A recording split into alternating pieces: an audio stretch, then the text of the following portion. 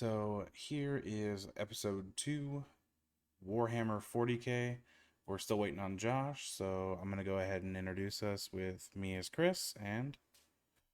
My name is Hector. Hello. Alright, so let's... You want any knowledge you just want to bounce off while we wait for him? Go for something fun? Yeah, absolutely.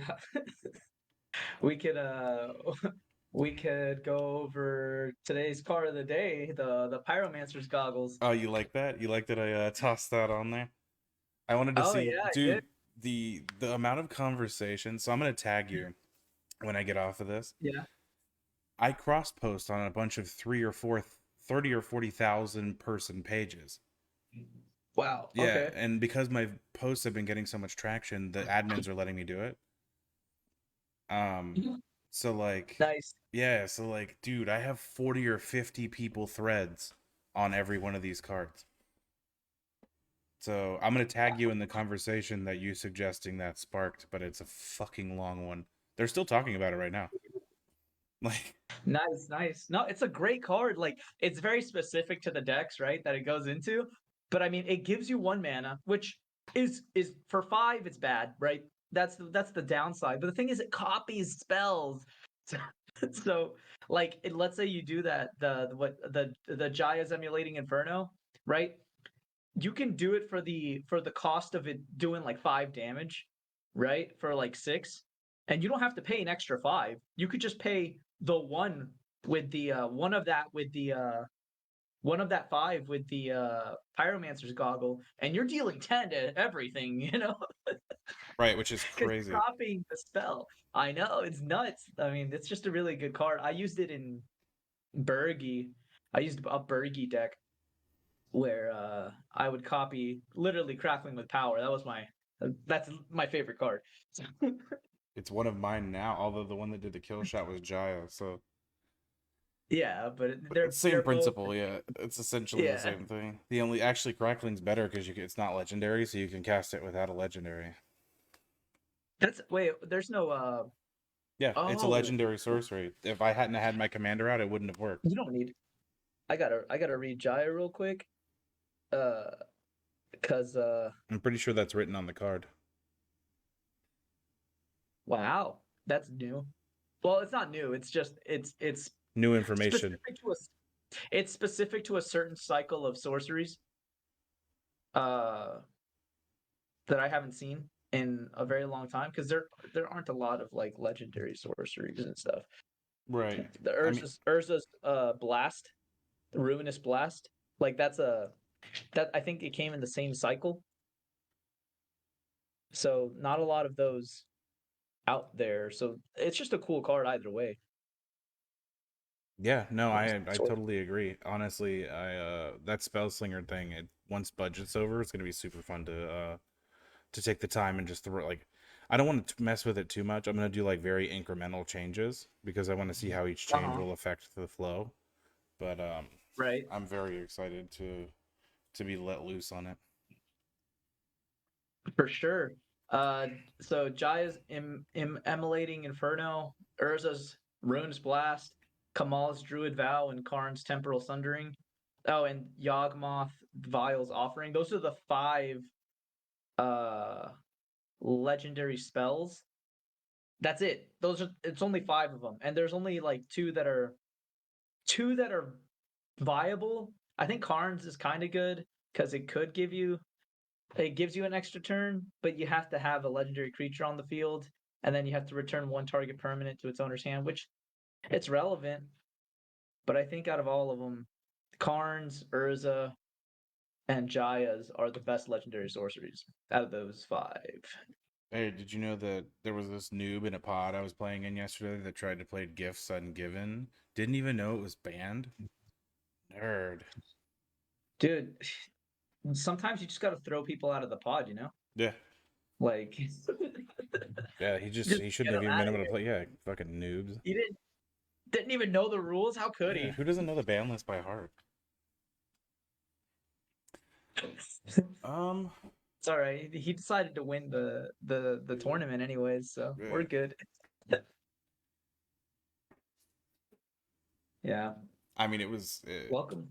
I wish that that wasn't banned though, because that's a super good. Although I have it That's in, good. apparently I have a creature version in green. Most likely. I mean, Burning Rune Demon does it. It's a demon for 6, Well, this one and was for you like can 4. the what? It was for 4, 1 green pip.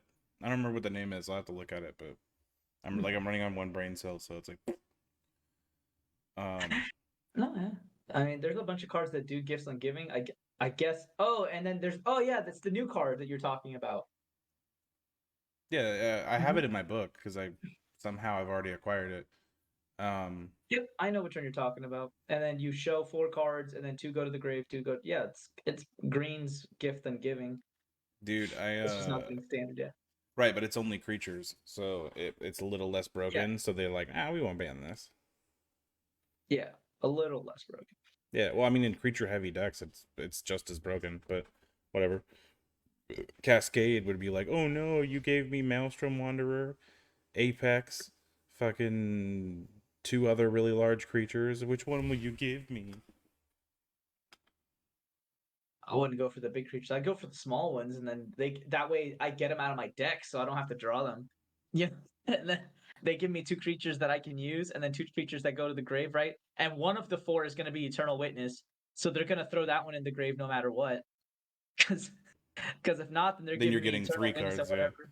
Exactly. So they're gonna throw Eternal Witness to the grave anyways, and then you just you pretty much got 3 out of the 4 cards. So that's another strategy you could go for in the creature way. Careful with the earthquake there, Mhm. bud. Your camera just went. Yeah, I saw that. My knee kicked the table. Anywho, it's 10 after. You want to go ahead and go into your first card, and then you can just pop in whenever it Let's gets there. Yeah, let's do it. All All right. right. So, today we're going to be going over Warhammer cards that we find very powerful, right? That we feel like should probably be put in the commander format. And we're going to go over 3 each. My first one is going to be the Mutalith Vortex Beast. Now, this creature is 6 mana. It is a mutant beast, has trample, 6/6 body, and whenever this creature enters the battlefield, flip a coin for each opponent you have, right? So in commander, that's Jesus. usually 3. Nuh-uh. So In a flip a 5 pot, coin it's for 4. in 5 pot, that's complete. The rules get better, right? So flip a coin for each opponent you have. For each flip you win, you draw a card. For each flip you lose, you deal 3 damage to that player. So this is a crazy card because this is an enter the battlefield effect in blue. So you have a lot of ways to trigger this after it's already on the battlefield, right? You have the Thassa, a deep dwelling, which will flicker it at the end step. You have Displacer Kitten, which is ridiculous because just anytime you play a spell, anytime you play a non-creature spell, you flicker this beast. And you again get to flip coins, draw cards, deal damage. It's a very powerful card itself, and because the new secret layer, the flip heads I win, flip tails you lose, that has recently been released, this card absolutely goes in that deck because it's going to allow you to redo your flips. So let's say you just want to deal 3 damage to each player, you just redo your flips with card effects. So this card is very powerful. I think it came out at the exact time that it should have come out, right? As soon as the secret layer for the flipping coin deck that came out, it just came out at the same time. I feel like Wizards of the Coast probably did that for a reason, but I Doctor. would absolutely recommend this. By the way, say welcome to Frax and Christian and Trey in the chat. Hello, Frax, Christian, and Trey. So, Hey, this card is literally the epitome of damned if you do, damned if you don't.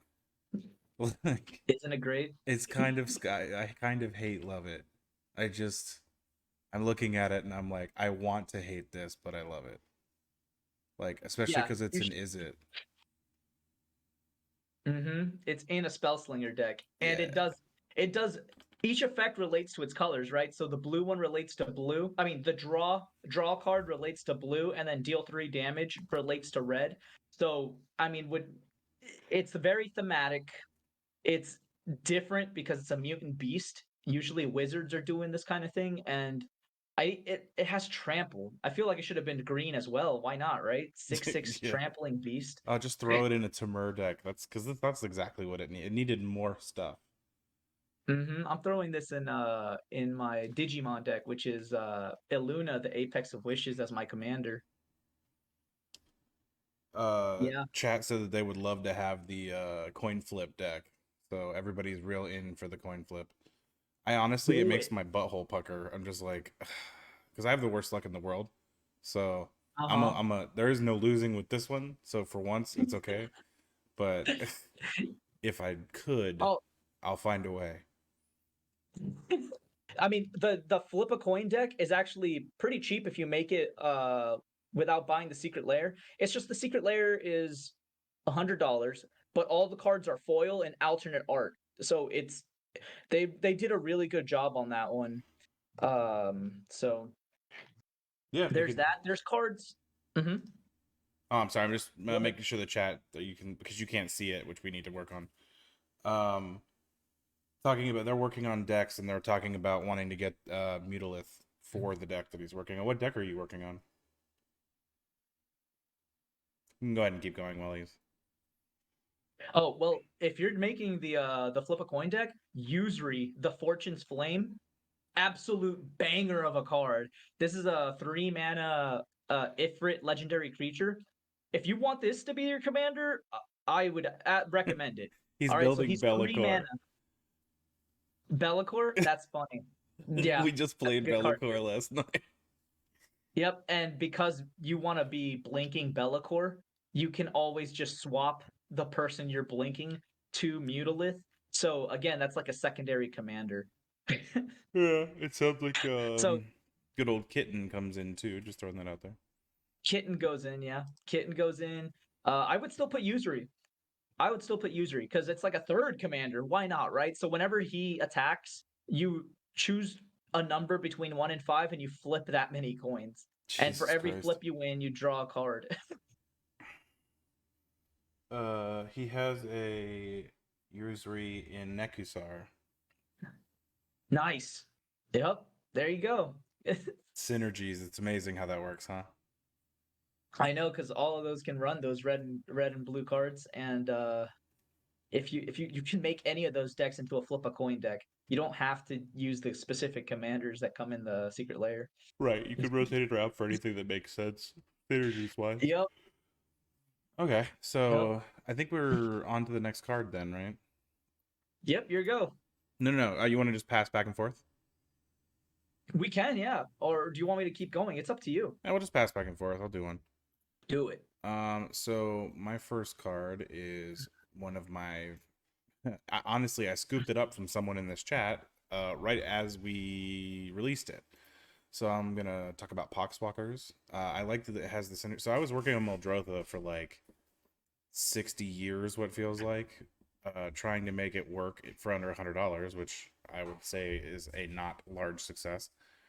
Um, so I like the Phyrexian Arena Gravecrawler Infinite that you can put in there. And because Poxwalkers recurs when you cast from the graveyard, and you cast Gravecrawler from the graveyard. Sorry about that. Every time you yo-yo your Gravecrawler, you also yo-yo your Poxwalker. So you're getting two creatures, and actually I like to do this with Necro Duality on the field too. So I'm not only getting an extra creature, I'm actually getting 3 extra creatures because I'm summoning Gravecrawler, I'm summoning the copy, I'm bringing Poxwalkers back, and the copy of Poxwalkers for a total of 4 zombies. If Which you have good. if you have any way to sacrifice this, right?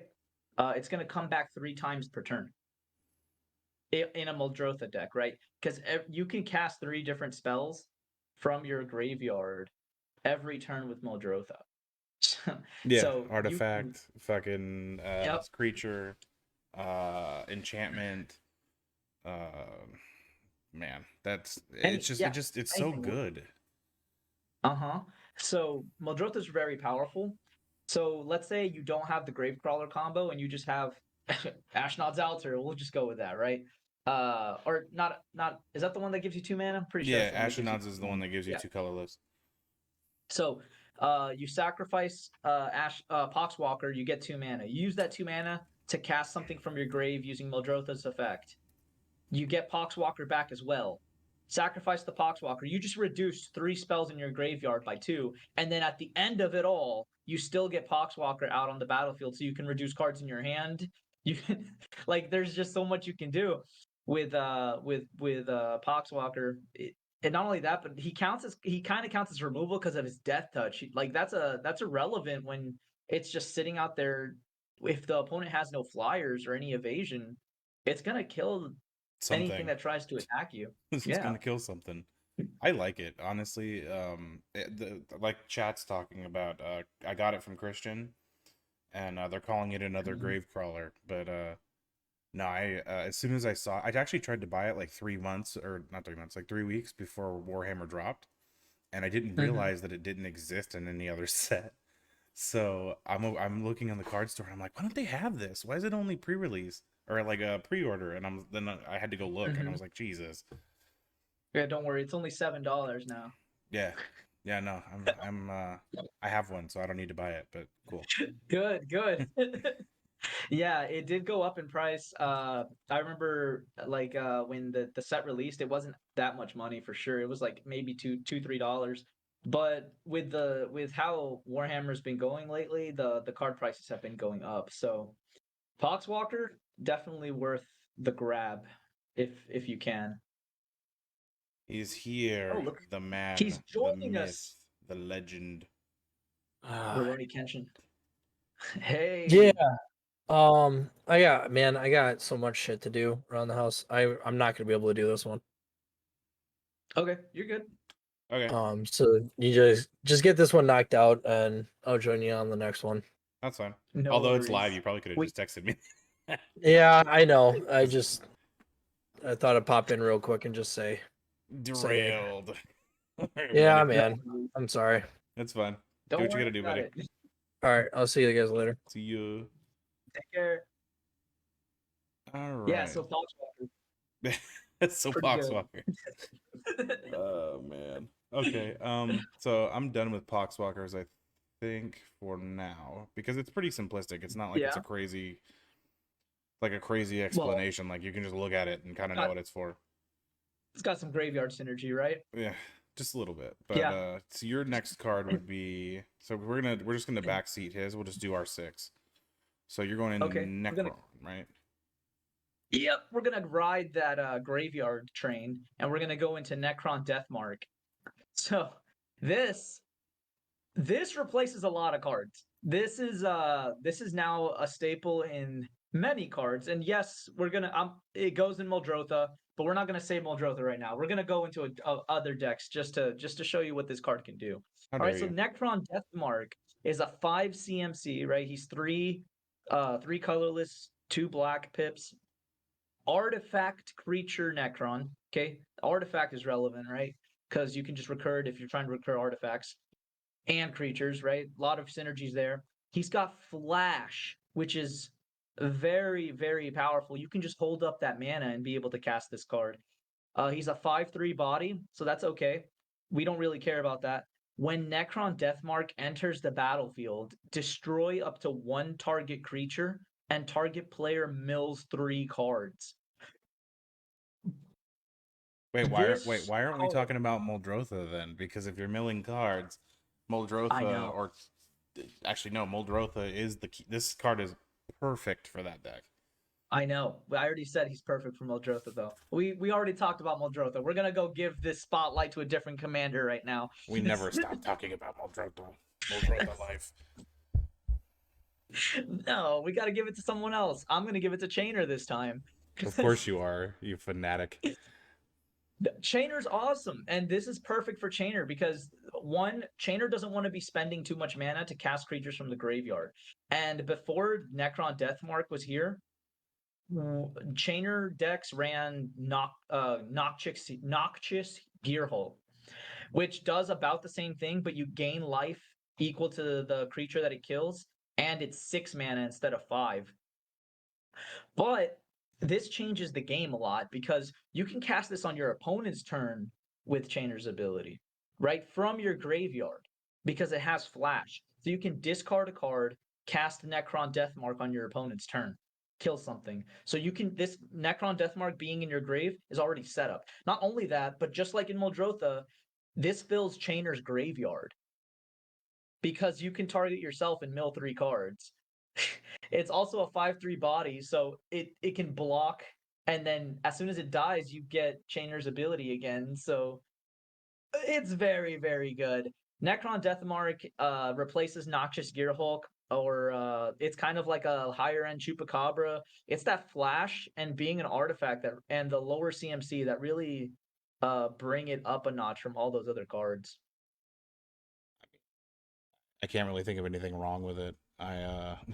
For 5, you do a lot, like a lot, and you Right. do it on someone else's turn is the important part. Yeah. Like Yeah. instant, and something of yours dies, and then some stuff goes in the trash. Like we're okay with that. Mhm. We are definitely okay with. Golgari. Honestly, that you can see no more Druto, but I'm putting it in mine. So Of course, in a Golgari deck, like yeah, in a Golgari deck, uh, you could put Seedborn Muse, right? gross. And then all your mana untaps every turn. Every time I see So that card, my soul dies a little. yeah, so like you could find ways to completely recur this on everybody's turn. You're just killing creatures left and right. I don't know. This is like the Terminator. That like if I was to proxy this card, I would just find a good Terminator picture and I'd use that as the Schwarzenegger. proxy. Yeah, or yeah, like Arnold I'll be Schwarzenegger back. with like the half of his face cut off with the red eye Yeah, coming out of the it. T100 or T1000 Yeah, face, yeah. Dun dun dun dun dun. bro. All right. Here you go. All right, so we're gonna go into. I forgot what my next card is because I'm dumb. So we're gonna go into Vexilus Praetor. So I decided to do a white card because when we did this the first time and screwed up the audio, my bad. Uh, there were no white cards in the mix. I'm pretty sure, or maybe one. So this one is pretty good. It's 1 white, 3 colorless, flash vigilant, and it has Aegis of the Emperor. So commanders you control have protection from everything, which is fucking broken. Like, That's pretty good. yeah, if you're holding, so like let's put a couple of scenarios down. Like we had this happen to us. I go to pop something. You play protection, 1 green. Then I counter it, and instead of countering it, you play another protection spell. If you can keep this alive, your commander just says basically "fuck you" to everything else, and just never dies. Like that's amazing. Like especially Yeah. because some people run a pretty good amount of protection, so keeping this alive will not be that hard. And if someone goes to pop Yeah. your commander, this has flash, so in response to them popping your commander, you play it and it has protection from whatever the hell they just slung at it. Like it's just a good Sneak card. in. It's I don't know. I see some dumb stuff on the ban list. This feels itchy. I don't think it's ban worthy, but it's very powerful. Every time I see You get rid of protection the from everything, man, I'm like, It doesn't. Well, I mean, it's still your commander's still going to die from board wipes and stuff. It just can't be targeted, and it's going to get through. Like if it goes to attack, since it has protection from everything, it's going to get through. So that's kind of what you want to think about. That's one of the things that you want to think about when you're building a card with Vexilus Praetor. Pretty much, he's like the sentinel that is going to block everything from letting your from hitting your commander to let your commander roam free on the battlefield. what you can attach So that artifact that if you hit him, you win. Like, because he can't be yeah, blocked, so you win. In exactly. an Orzhov, what is So it, Orzhov? Yeah, black white. I don't know the card you're talking about. No, I'm saying Orzhov is the name of the black white colors. Yes. Okay, yeah. In Yeah. Orzhov, you could play the black artifact that would then attach to this, and you pump it for 8, and if you hit them, if you do player damage, the you win. blade. Yeah, you just The blade. you just fucking win. That's broken. It's not broken. It's just a really good combo for a Voltron deck. Vexilus Praetor goes in absolutely. Vexilus Praetor would absolutely go in Voltron decks where you're trying to make your commander really big and then just go swing at somebody. Protection from everything. I mean, I'm pretty sure it also affects you though, so you can't target your commander with spells. I'm gonna have to look that up. Yeah, Well, that's actually a protection from pretty good. everything means, yeah, that's what I'm saying. Like you're literally, Well, it's not. Can't be enchanted or equipped. Can't be the target of spells. Yeah, so if you're gonna do anything with your commander, you have to do it before you play this card, because you can't equip it or anything. Uh, but I mean, it makes your commander pretty much almost invincible as long as no board wipes happen. well, right, but I mean, honestly, they that's even better. So you just attach that sword. Like I'm just thinking that one combo because that's just happened to me recently. Um, Mhm. you play commander's out, it can swing. You attach the sword for 8. You play this for it's a heavy combo, but 8 for 4 on the swing. So you swing, they go to block, you play this, they can't block, you then kill them. This isn't that bad in a Sir Gwen deck. Sir Gwen makes the equip cost 0. Oh, even better. Well, Yeah, it's not the equip cost. The sword doesn't equip and kill you. There's an effect on the I know sword there's when an equipped. ability Yeah, on it. yeah. Yeah, so you would play the Vexilus Praetor on the end step of someone's turn, right? So as soon as your turn's coming up, you play it on their turn, and then it's your turn. You swing, pay the cost for the equipment's ability. They're done. I mean, there's a Game. million ways you could do it. Yeah, Yeah, it's of this course. card Like is very very good. I it's want one. yeah. There's Like, actually one in green too. I mean, it doesn't protect from everything, but it gives your commander hexproof and invincibility in green. I like it. It's a lieutenant ability is what they're called. So this is kind of like a lieutenant ability. Well, don't you have a in your werewolves? You have someone who on daytime she only protects herself, but during night she protects your entire board. Yep. Averbucker or something like that. Caretaker. Averbuck caretaker. I think, She's cool. yeah, that thing's dope. Um, okay, well, that's all I got for this card. Once again, the cards I picked are very, you could very tell what they're for. So, Yeah. uh, go Uh ahead and tell me what you'd like to do next, sir. Blight Grenade. Boom, blight grenade. All right, so that's my Blight Grenade is my pet card. Uh because it does a lot. Mainly for decks that want to like stall the game a little bit to like a control deck. Blight Grenade is going to be really good. So, Blight Grenade, let me go ahead and read it out to you so that I don't mess it up. It is 4 colorless, 1 black, sorcery speed, destroy target creature, and then all creatures get -3/-3 until end of turn. So Gross. it is pretty gross because it gets around indestructible by doing that -3/-3. Destroy target creature is very relevant, especially when you're able to play this on curve, because on curve, right, like on turn 4 or 5, most people only have there's only probably one creature that's going to be really big on the board, so you can deal with that creature immediately with Blight Grenade. Then the -3/-3 to all creature probably destroys most of the commanders and little creatures on the board. All those Llanowar elves, right? The mana ramp creatures.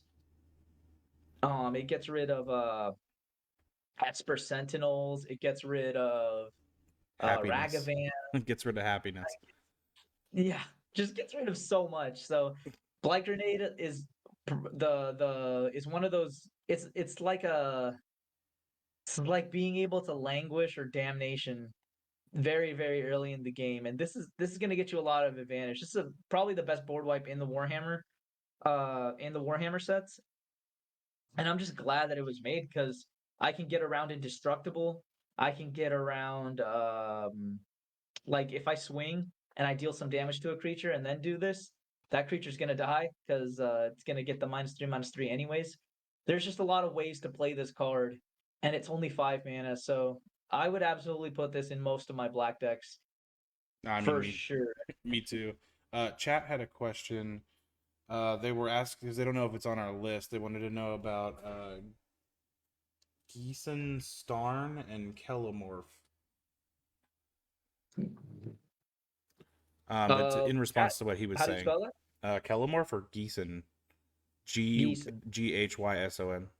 Starn, Starn. And then Kelomorph is pretty sound outable.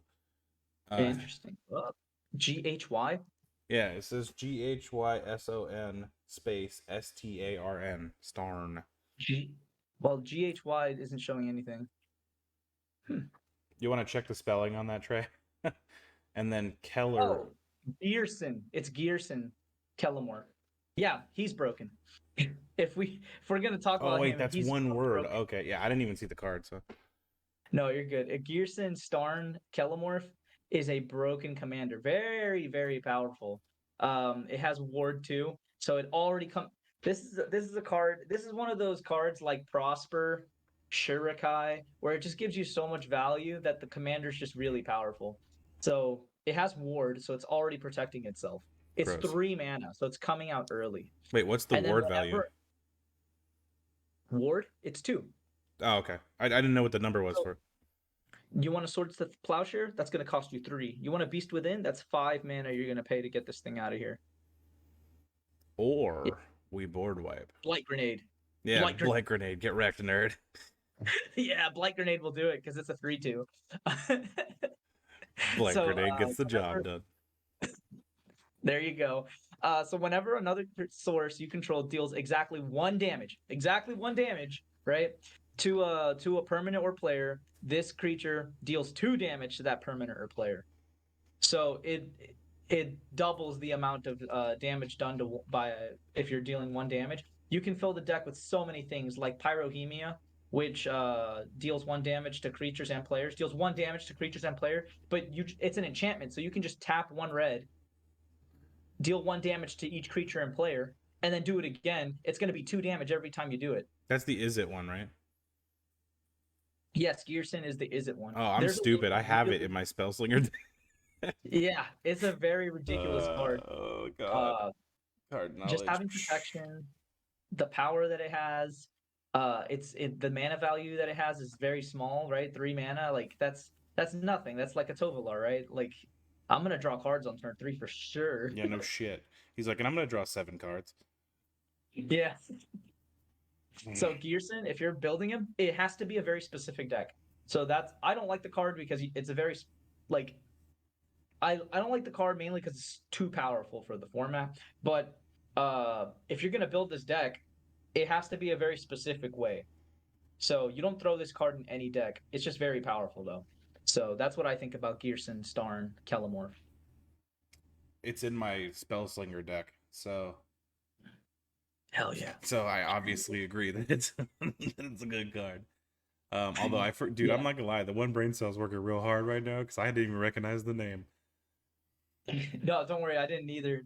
And then the misspelling it. It's the secret commander from the what is it? The Swarmlord deck.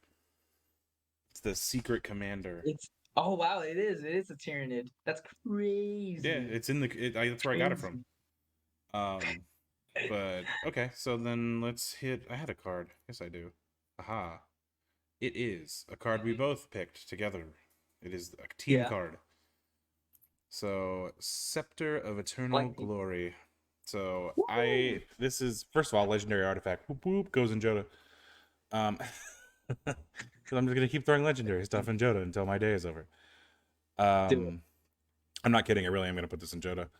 Because it'll trigger his second effect. But that being said, so for 4 colorless mana, it taps for 1 mana of any color, or if you control 3 lands with the same name, I can add 3 mana of any one color. Activate. The second part is activate only if you have 3 or more lands with the same name. So mountain, swamp, stuff like that. So like we were talking about offline, this really only works in dual and single color decks, like mono and dual. Just because you don't want to get Joda? Huh? Why would you say Joda? Because I can tutor.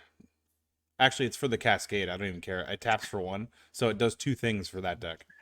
So it's worth the little bit higher of cost, in my opinion, because I'll Yeah. cascade for 4, and half that deck is legendaries for 4, or or cascade for 3, which is half that deck will fit in there. So I'll net value plus I still tap for 1. But anyway, Pretty. well, it's better in mono still. I'm not saying that in my rainbow deck it's going to be optimal, but every once in a while I'll get 5 of the same mana, and every once in a while, or 3 of the same mana, and every once in a while, meaning every time I cast it, this will pop Joda to do some nasty stuff. So, but yeah, I mean it's in your mono red and your mono green. This is gonna slap. Like Yeah. it's gonna be Yeah. nasty. Turn I 4, would. you're like, haha, 3 more mana. Oh, for sure. I wouldn't put it in mono green. Mono green has a little bit better ramp than this. It has a vernal I think it's called vernal growth. Anyways, it makes all your forest tap for double. Yay. The vernal bloom. So that's way better than right if and vernal bloom is only 3 mana compared to 4. But yeah, in every other monocolored deck, absolutely, especially blue. So camera shook. One Richard, moment. that was All me, right. my bad. Richard pops in and says, "Hey, I know these guys." Oh man, this is fun for the whole family. Continue. I apologize. Yep. No, you're good. So Scepter of Eternal Glory, right? So in mono blue and mono red and mono black, this card is very, very powerful. I'm just thinking about all the crazy stuff. I don't need it in white or green, mainly because the white equalizes all lands, especially with the new card that's coming out that makes everybody have only 6 lands. And then That's disgusting. that's so gross. That's That's disgusting. That's almost as bad as I, somebody making me discard my whole hand. I don't know who would do that, I but wonder who did that. the but in red in the Grixis colors, right? Red, blue, black. Not in a Grixis deck. I'm sorry, I'm rambling now. But in monocolored red, blue, or green or black decks, I would put this in because it gives you 3 colored mana compared to Thran Dynamo, which does this. It's also 4 mana, but it gives you 3 colorless instead of the 3 colored mana. So you can immediately just play another card after you get the scepter out, I mean, or you just hold up protection. I wonder who does that protection. I don't know, but whoever does that, they must be pretty good. Their brain must be So huge. that Swamp Song play, the Scepter of Eternal Glory. Uh, so yeah, so like you could hold it up, play uh counter spells. Like you could play Mana Drain off of this card. You could Mana Drain, use the mana that you got from Mana Drain into Scepter of Eternal Glory, and then play another Mana Drain or a counter spell, right? Because it's giving you those pips. It doesn't just give you colorless mana, it's giving you the pips that you need to be able to play those cards. And in mono red, a lot of the cards have double pips of red. So like you play this, you can get out Glorybringer, Goldspan Dragon, Drakaseth easily, and it already ramps you 3 turns ahead. Like you guys like Soul Ring, well, this gets you 3 turns ahead. So this is not better than Soul Ring because Soul Ring does it on turn 1, but I mean it's gonna get you on turn. Let's see, turn 2 you go to turn. If you turn 2 you ramp. On turn 3 you'll be on turn Or 7. yeah. Well, Yeah. I mean, you're looking at this in your opening hand and you're not mad about it, which is a good thing. Nope. Like, you're like, oh, okay, I keep this hand. Unless you're like, obviously, everything else is ass. But really quick, we're going to say to Trey, that card with 6 lands, yeah, you're not allowed to have that, Mr. Land Destruction. And then Richard's talking about it for Dragon. It's harder in Rainbow, man. It's not going to be as profitable. It only works for Joda because it's also legendary, so I cascade her. I don't know what to call it, but essentially it's cascade. It is Cascade. Yeah, it just doesn't call it cascade on the card, which is Legendary Cascade, yeah. Yeah. So I net 2 effects. Whether or not I have the second effect on this card is just gravy. But in Dragon, you're not going to get that legendary extra. So really, it's just a tap for 1 until you get 3 of another mana, which could be a while. It could be at the very beginning you get lucky, which isn't really lucky because you don't want to have all the same fucking color. But you could also get screwed, and this could be useless until turn 19. So if you have artifact synergies, you can just untap this and just keep reusing it for mana. this is also true. Like Voltaic Construct, you pay to untap an artifact. Like you can just do that repeatedly. You have infinite mana. How dare you call it pseudo cascade, you terrorists? Because I hate it here. You love it there. yeah, so Voltaic Construct will give you infinite colored mana with this card. Because you pay to untap target artifact. Oh, it has to be creature. Interesting. There's other ways to do it, but you can essentially make this work. You Well, can yeah. turn this into a creature. You can turn this into a creature using cards like Rise and Shine or Cybernetic, Cybernetic Overdriver. Like, is that what it's called? Well, I used the instant, the 2-cost instant yesterday. It untaps all your non-land permanents. That's what untap. Yeah. So you pretty much just get your mana back, but you would want to do the infinite. Well, if you get the triple effect, I'm saying in a mono deck, if you did the secondary effect and then untapped it and then tapped it again, that's not a bad little pool of mana. Yeah, you could just recur it from the graveyard, like sacrifice it, recur it from the graveyard, so it comes back in as a untapped, and then you can just keep doing that like that. The card I was saying was Cyberdrive Awakener. It turns your artifacts into creatures, so you could again Voltaic Construct, infinite mana, and you can just figure it out from there. If you have infinite mana, I don't know. I mean, if you sit down with a you pen don't and paper play- for 5 minutes, you're gonna figure out something crazy with this card because it's good. yeah, the colored mana really makes the difference, and then legendary helps you with other things. Being an artifact really gives you a lot of synergies. It's a good card. I believe that you hate it, by the way, Richard. That 6 land thing is painful. I can't wait to start seeing it. It's just like somebody we know with a good old Belby. That was nuts. That was dog Yeah. shit. Yeah, no, we weren't allowed fast mana, so you know. Yeah, because 8 mana on That turn made it 2 better. isn't fast. Yeah, that was really fast. Luckily, Soul Ring is less bad. Belby is a very competitive deck. It's good. I want to build one now after seeing that because I don't have any Golgari anything. Yeah, wait. I mean, there's other Golgari commanders. There's so many. I know. I thought it was a cool Golgari. I thought it was a cool concept. Yeah. I'm not gonna play it all the time. Once again, like Draw Doom, once it's tuned the way I like it, it's probably gonna sit on a shelf most of the time. It's just for fun. I mean, Quaise is good. Yeah. Well, Quaza's Draw Doom. Is what? Quaza is Draw Doom. Yeah, I know. I was just saying the commander. Oh, yeah. Quaza's, it's just a really good ability. I think it's better than Shieldred, but because one, it's 3 colors. Second, like it just has the relevant ability, which is anytime you draw a card, something happens. Yeah, you ping someone and you gain a life. So that way you're affecting yourself. Like you can play by affecting yourself. You don't have to wait for someone else to draw cards to be able to ping them. So there's a lot of because Shieldred, when you draw, you gain. When they draw, they lose. As opposed to when I draw, everybody does both. Like so I'm gaining and well, you're not losing. everybody. One right. You know what I mean. But both effects are happening simultaneously, as opposed to if you drew, you get something, you lose something. If I drew, I gain something, which is I just don't like. But Shieldred is in the deck, just not the commander, because like you said, the Esper colors are important. Yeah, especially in blue, because you're just going to be able to draw so many cards just using cards like I mean, people will use Rhystic Study, sure. It's already in there. Rhystic Study, Consecrated Sphinx, Frantic Search, Brainstorm. Yep, Consecrated Sphinx.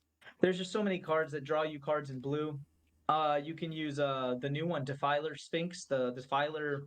It's almost like I have one in my book that I'm waiting to use. Defiler of Dreams. Yeah, I have one. Any permanents. Yep, it's mana. It's technically a mana rock, right? Because it drops the cost of your blue permanents, and then you draw a card when a blue permanent hits the field. So you can just If you can find a loop. Oh, when nope, just thought of a different. They just different loop. asked in It's okay. chat if we would play Scepter of Eternal Glory in Esper, and the answer is no, because it is 3 colors. That is very Correct. painful. You're not going to net, like, you have to look at the effect of the card. So add 3 mana of any color, activate only if you have 3 lands with the same name, meaning you need to have 3 lands of the same name for this to be relevant. Except Right. for in specific cases, like Joda, which is still not that great. Just giving me a 4 legendary is not. It's still almost not worth putting in there. I don't think so. Yeah, now that I'm looking at it, I'm starting to like remold my opinion. But the in Esper, it's just too many colors. You'll possibly be waiting too long for this to be doing anything, and then it only gives you 1 color 3 times. It doesn't give you each color, so it really doesn't make sense in anything more than 2 colors. But I think we're good on Scepter, right? Do you have any more wisdom? No, Scepter's just good. You That's wanna let's drop the pictures for a second, and then see if chat has any questions they want to pick the mighty Hector's brain for. Your brain too. I mean, I kind of just throw in my opinion, but so this would be mono or dual. Yes, it would be for mono colors, like he was saying, specifically the ones that fall into Grixis. So black mono, blue mono, red mono, because green and white just aren't. It's not really made for green and white, just because green already does its own thing, and as he was saying, white kind of negates the whole land thing anyway. You could use it in white if you're doing a lot of heavy artifact synergies, because you could search it out with oh man, it's a tinkerer. You could It's use fabricate. I'm just kidding. That's blue. That's blue. Got him. That's blue. There's a Get ripped. It was like the worst dab in history. Sacrifice artifact, and then we're gonna do, because there's a card. One second. How many I will colors is find it for you Bellicor? I guys. forget. 3. He's Grixis. You don't But want. he's You do not want this card in any decks that have more than 2 colors. It is very bad. You're gonna be sitting for a long ass time waiting for that to tap for 3. Here we go. Oswald Fiddlebender. So if he's in a white deck like Oswald Fiddlebender, that can get you artifacts from the deck. Like you play a 3-cost artifact, and then you go sacrifice it with Oswald to go search yourself the scepter. You just +3. Not only that, you just gain 3 mana by paying 1 white. Like that's really good, very powerful. So it's specific in white. White just gets ramp. It's an interesting ramp. They got a lot of cards for ramp, like Loyal Warhound, Knight of the White Orchids. Although that one only triggers Olivia when you have Chords. less than your opponent, right? Yeah, but they equalize. That's the thing, and that's the kind of like the ramp that you want in white. Don't forget that you can still have artifact ramp, and you could still have less lands than your opponent. Right, because So you're just you can- catching up to green. right. So you can still ramp, right? You can still ramp with artifact ramps, and you still have less lands. So then you just play Loyal Warhound. Someone's bound to have more lands than you, especially a green deck, and you still get to search for the land. And you also have your artifacts, which don't count as lands, so you're ramping more than the other players. Yeah, no, it totally makes sense. And they're asking in chat, what is Oswald Fiddlebender? Oh, okay. So Oswald Fiddlebender is a 2 mana. He's 1 colorless, 1 white pip. He's a legendary creature, gnome artificer. He looks like a this gnome on top of a pirate ship, holding onto the mast of the ship and looking down upon like a fleet. And he's a 2/2 creature, not relevant. He says, pay 1 white and tap this creature, sacrifice an artifact. Then search your library for an artifact with mana value equal to 1 plus the sacrificed artifact's mana value. Put it onto the battlefield. It's not searching, it's you're putting it onto the battlefield. Shuffle. Activate only as sorcery. That's crazy effect. It's a birthing pod. Yeah, it's a birthing pod for white artifacts. Oh, Very, very good. Toolbox. Yeah, I kind of want to build that now. That's pretty dope. Oh, he wasn't talking about Scepter and Bellicor. He just meant. Oh, what was your question generally about it?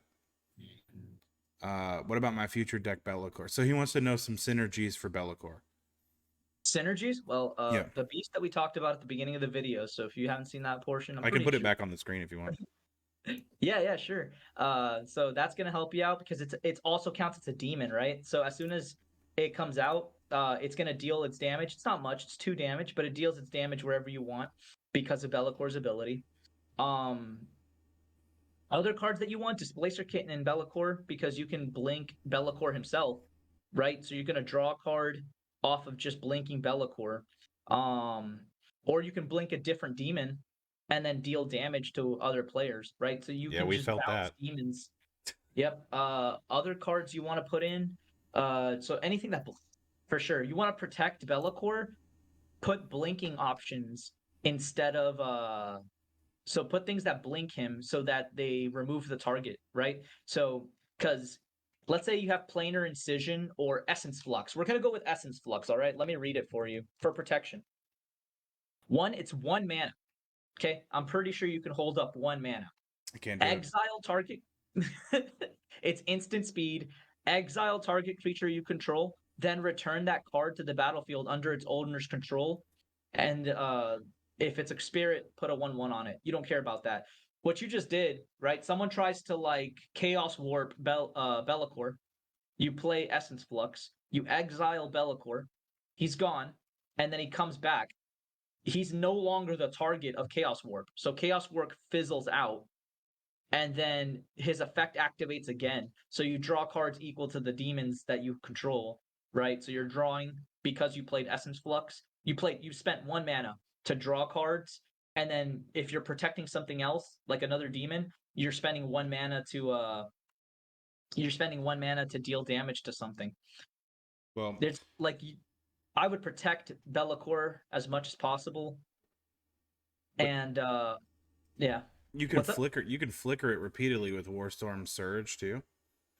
Because every time a creature enters the battlefield, it'll deal damage to its power. So if you can repeatedly flicker it with Displacer Kitten, it'll re-enter over and over and over, doing 6. Right, but Be'lakor already does. He is a Warstorm Surge as a card. Right, but if you pair them together, you're doing double the damage. Yeah, you could just use Terror of the Peaks. It's a creature that does it, right? Terror of the Peaks is a dragon.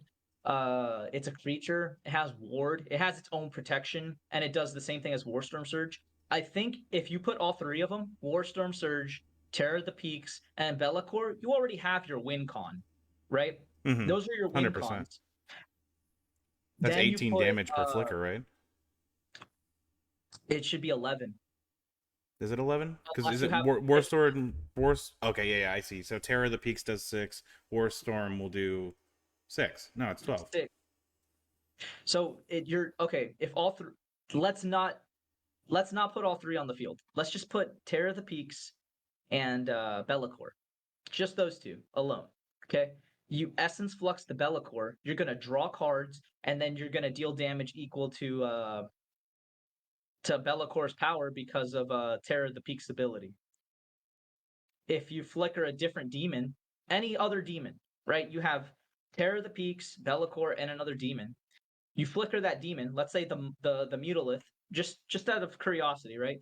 You're going to deal 2 damage off of Be'lakor, 2 damage off of Terror of the Peaks, and yeah, so you're gonna get 2 triggers. It's just you want more of those effects, and you can just repeatedly blink the creature. Oh, and because it's Mutalith, you also get to draw, and you also get to flip the coin to see if you deal damage to everybody. So yeah. So again, but those are high mana things. Or like if I'm gonna go for combos, Rite of Replication is a automatic win if you can overload it or whatever. So Rite of Replication. They had a Blight Grenade question. Go ahead. Is there any black decks you wouldn't put Blight Grenade in? Yeah, if you're not going for late game wins, if you're trying to rush your opponents, if you don't care about the board state, so you're a combo player, you don't need Blight Grenade. Like I put it in Rilza, right? Rilza is my Right. commander. She's a 2/5 body, right? If I use Blight Grenade, she's not dying. Right. She's 2/5. Be'lakor, he's not dying from Blight Grenade. You're destroying a creature and every little thing, right? Every token they created, every Mana little dorks. thing that they created. Oh, they're playing squirrels. Bye, squirrels. That's too bad. Yeah. Chatterfang can eat it. Yeah, you know what I'm saying? Like, someone's playing Greensleeve with 3/3 Badgers. I'm sorry, they're not going to be Badgers anymore. They're going to be dead. So that's the like Blight Grenade's just a good card. You want to play it in decks that want to be in the late game. Okay. I think Trey's question is a meme question. He's like, he made me lose life. Should I be worried about that? Yeah. So yeah, you should be worried. If you're losing life, you're probably losing, so that's bad. Unless you're losing it on by yourself. Yeah, unless you're giving your life to do stuff, then that's fine, I guess. Don't give too much. Uh, Right of replication for Be'lakor. Right. Automatic. If Be'lakor is out and you pay the 9 mana for right of replication, you just killed the table. I think it's like 100 and something damage, 116 that you can just split wherever you want. Although you're falling into the same trap that I fell into when I first started playing. Ask Hector, I had Bellacor's ability that makes you lose life. Nah, it's fine. You could pay life to do stuff. That's perfectly fair. Paying life is a commodity. The when we first started playing, or when I first started playing, and we were building decks, I built what 19 decks or something in the first like 5 months I knew you.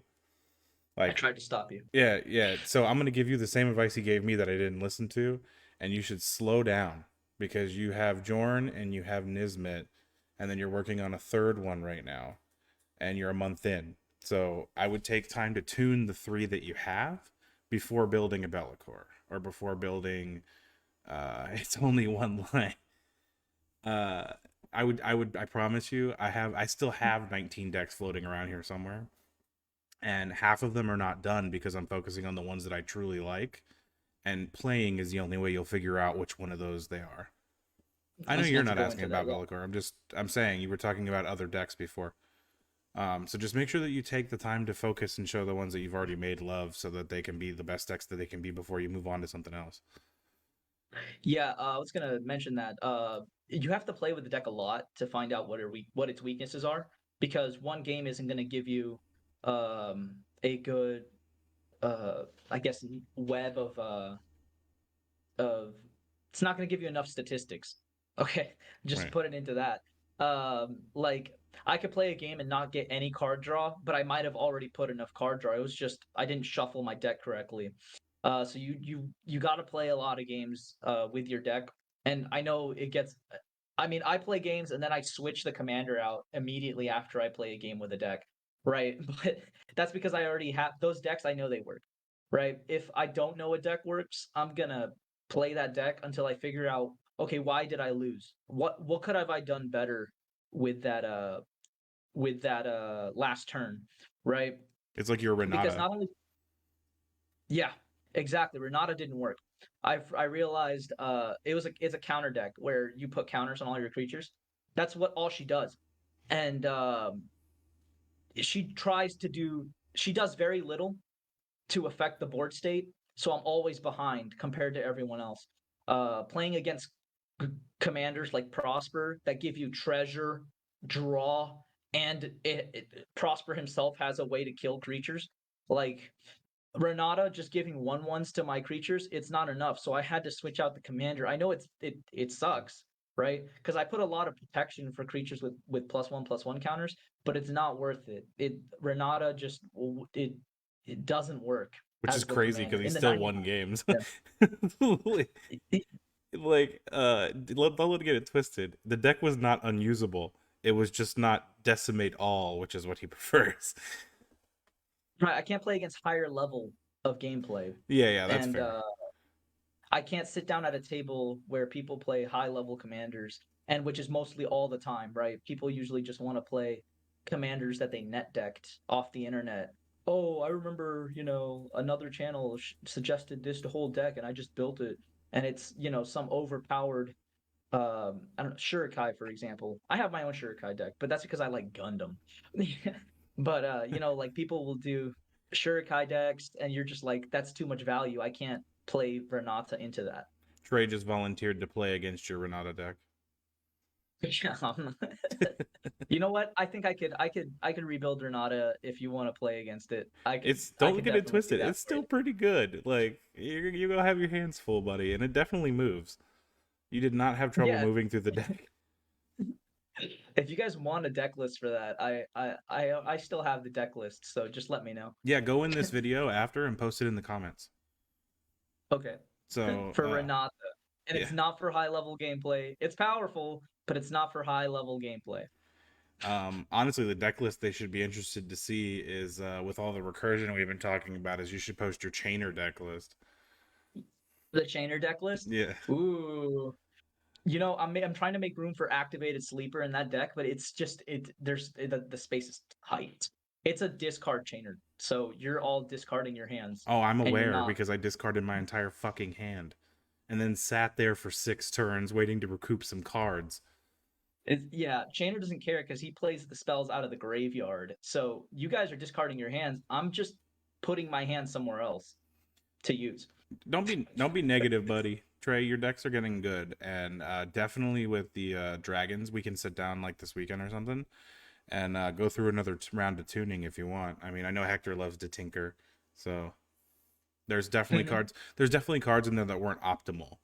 When I was building the frame of it, it was some of it is what I had. So you can definitely make it more efficient. And there are cards that you can replace like draw spells with draw engines, things like that. You can definitely make it better. And it was already playing really well, man. Like for a budget Tiamat, it's pretty good. Don't forget, shapeshifters are also Dragons. dragons, so you can search them out. Yep, you can search them out. You can still reduce their cost if you're using Well, you if gotta bird dragon is on the field, right? yeah, you gotta remember, Christian. Sorry, I'm responding to chat. I need to get this set up so you can see it too. It's Um, fine. Brago is your best deck.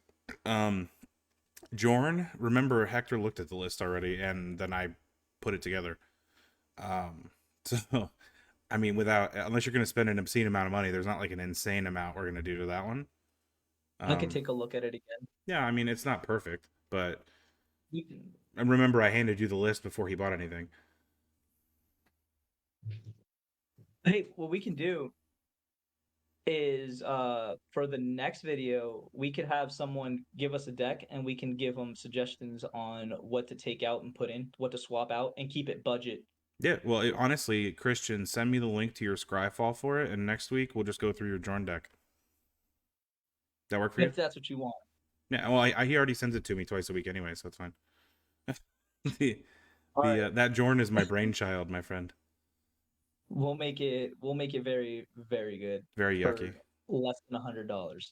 Well, it's already I think it's a $200 deck as it sits.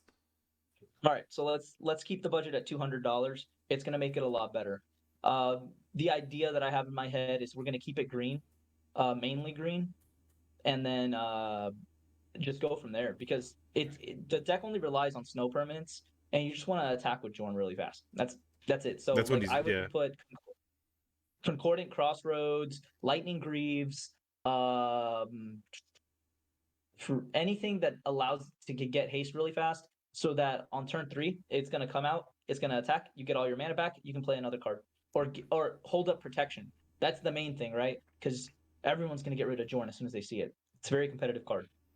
Yeah, because it untaps everything. Friggin' some Swifties wouldn't do too bad in there either. I think I have an extra pair of Swifties if you need it, but we'll go over it. We'll make a video out of it because we kind of plan what we're doing for the next episode, like on the fly every time. So next week's episode, we'll be doing Jorn. All right. Well, I think that's all the time we have for today. So it's been really nice talking to the chat. This is definitely a different experience, but I really enjoyed it. Yeah, me too. I can't wait to do next week, and hopefully Josh can pop in with us so that we can add his opinion and point of view to the episode. So I think no, don't take. He said sadly he's taking his Nekusar apart after our tournament. Don't take it apart, just fix it. It's up to him. Oh yeah, but well- it's a decent deck though. Well, why are you taking it apart? Is that the one that you have like 3 instants in? What was the deck that happened in? Before we go, I think he's taking. It's probably because of Be'lakor. man, everybody gonna build Be'lakor like everyone built Joda?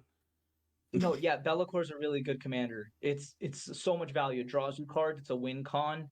And it has demon synergies. Like it's just a very good card. So I understand why people are building Be'lakor right now. Yeah. We've never had a good demon commander. So Or like rack. Yeah. his Nekusar is he's scrapping it because he'd have to take out like 70 cards and it has barely any instants in it. But instants, a lot of the ones that are staples are cheap. You can fix it without ripping it apart if you like it. Like, I'll help you fix it. Hector will help you fix it. Like, you just have to ask. Like, I love building decks almost as much as I love playing the game. Yeah, you sent me the list. I'll forward the list to Hector and we'll send you a list back, man. Like a cheap list. Like, or maybe we'll do 2 decks because 1 deck will only take like 20 minutes if we're all spouting cards. Well, I want to also explain why we're taking a card out, right? We can group them together and say like, oh, these are bad because they do this, but I want to explain like these are better and how much value they give, right? So for Jorn, I'm pretty sure he has Dead of Winter, but Dead of Winter is another Toxic Deluge, right? It's in there. Yeah. So yeah, it should be in there, but it's another Toxic Deluge because it counts all the snow permanents. Like Jorn himself counts as a snow permanent, then you're also counting all your lands. You're giving like -5 on turn 4. It's just it's a really good card. The cards that I would put in, Vernal Bloom, for example, it makes all your forests tap for double. Like I was saying, if you're building it heavy green, right, where you have a lot of forests, all your it's everyone's forests, right? They tap for double, but it especially affects you because your lands tap for double, but then they double again because you untap your lands. So you're getting how much value off of that? Every land taps for 4 Broken. on turn 3. Yeah, broken. I won't be at Cool Stuff tomorrow. I will be, because I don't live in that area anymore, remember? So it's kind of a trek, but I will be there Friday. So You'll be there as well. Yeah. Hopefully. I just need to make sure I get all my work done before then. Young man, you need to do your homework. Okay, so let's end the episode here. And, if anybody has any cool ideas for like videos we can do or any questions or whatever, if you DM them to BigShrimpy, I will, and you specifically want to ask Hector something or Josh something or me something, I'll make sure that it gets to whomever you asked so that they can give you the response. And then if we want to get some video ideas, things you guys want to see, things you don't want to see, please leave it in the comments or send us a message or anything like that. And I think I'm good. Other than that, you got anything else, Hector? Thank you for coming. Hopefully the suggestions have been great, and I'll see you all next week. See you in the next one. Will we?